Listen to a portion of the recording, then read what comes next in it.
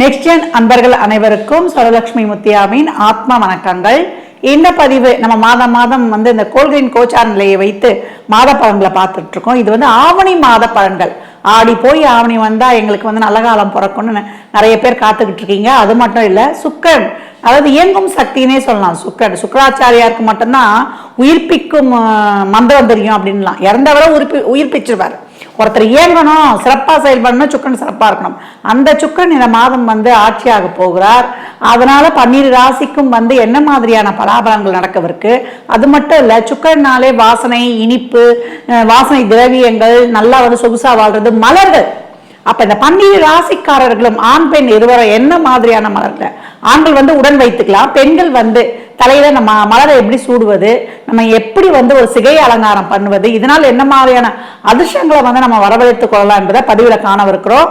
பதிவுக்குள் போகலாம் வாங்க.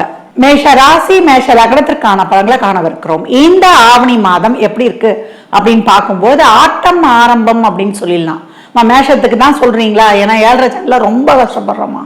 விரையச்சனி எப்படிதான் கையில பைசா இல்லை, ஆனா செலவு ஜாஸ்தியா வருது.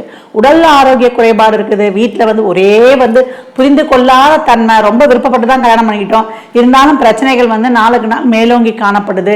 எந்த ஒரு செயலையும் நான் நினைத்த மாதிரி செய்ய முடியல அப்படி வருத்தப்பட்டு கொண்டிருந்த மேஷ ராசிக்கு இந்த மாதம் உங்களுடைய 2-7க்குரிய உங்கள் தனம், குடும்பம், வாக்கு, அதே போல தொழில் பார்ட்னர், நம்முடைய கலத்திரம், அதே போல சமுதாயத்துல பேர், புகழ், அங்கீகாரம், ஒரு ஆதாயம், ஒரு லாபம், இதெல்லாம் கொடுக்கக்கூடிய சுக்கிரன் இதனால் வரைக்கும் நம்மளுக்கு நீச நிலையில் இருந்தாலும் இப்ப உங்களுக்கு மாத பிற்பகுதியில் ஆட்சியாக போகிறார். 5ல் பாத்தீங்கன்னா 5ஆம் அதிபதியே சூரியன் தான். அப்ப இறைவனுடைய அருளோ, இந்த பூர்வ புண்ணிய ஸ்தானம் சொல்லுவோம் இல்லையா, முற்பிறவில நீங்க செய்த அந்த புண்ணிய பலம் உங்களுக்கு கை கொடுக்கறதும், உங்களுடைய முன்னோருடைய ஆசை உங்களுக்கு உதவுவதும், இதெல்லாம் ரொம்ப சிறப்பு.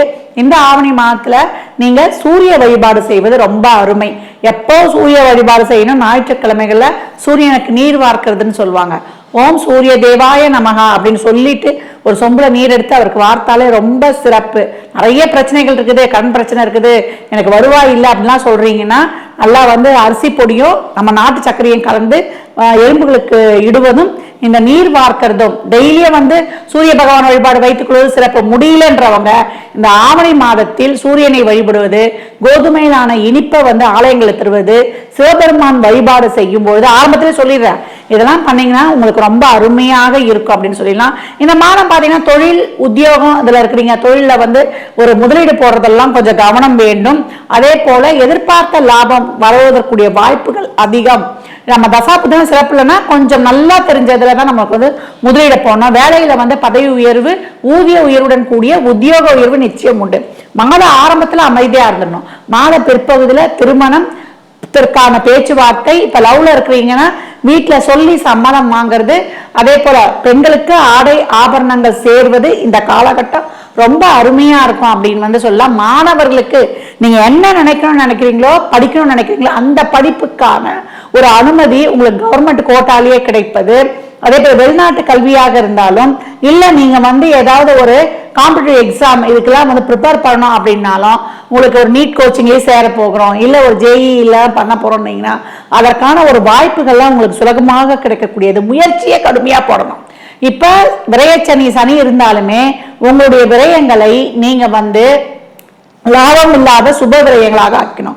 ஒரு இடம் வாங்குறது, ஒரு திருமணம் பண்றது, ஒரு குழந்தைக்காக ஒரு நலன் சார்ந்த விஷயங்களை நீங்க ஈடுபடுறது, இந்த மாதிரிலாம் பண்ணும்போது ரொம்ப சிறப்பு. பலன்ல சனி உட்காந்துட்டாலே அவர் லாபத்திற்குரியவர். சர்வீஸ், தான தர்மம் பண்ணிட்டு ஒரு ஆன்மீக ஈடுபாடோடு இருக்கும்போது இந்த விரயங்கள் மட்டுப்படும், பண வருவாய் இருக்கும். ஏன்னா 2ஆம் இடத்தை பார்க்கிறார். அப்ப எவ்வளவுக்கு எவ்வளவு மற்றவருக்கு நீங்க எதுவா சார்ந்து உதவுறீங்க, ஒருத்தருக்கு அன்னதானத்துக்கு உதவும் போது உங்களுக்கான ஒரு பணப்பற்றாக்குறை, ஒரு உணவு பற்றாக்குறை இருக்காது. திருமணத்துக்கு உதவி பண்ணா உங்களுக்கான திருமண தடை நீங்கும். ஒரு ஆரோக்கியத்துக்கு, ஒரு மருந்து மாத்திரைக்கு ஒரு உதவி பண்றீங்கன்னா உங்களுக்கான ஒரு ஆரோக்கியம் கிடைக்கும் அப்படின்னு சொல்லலாம்.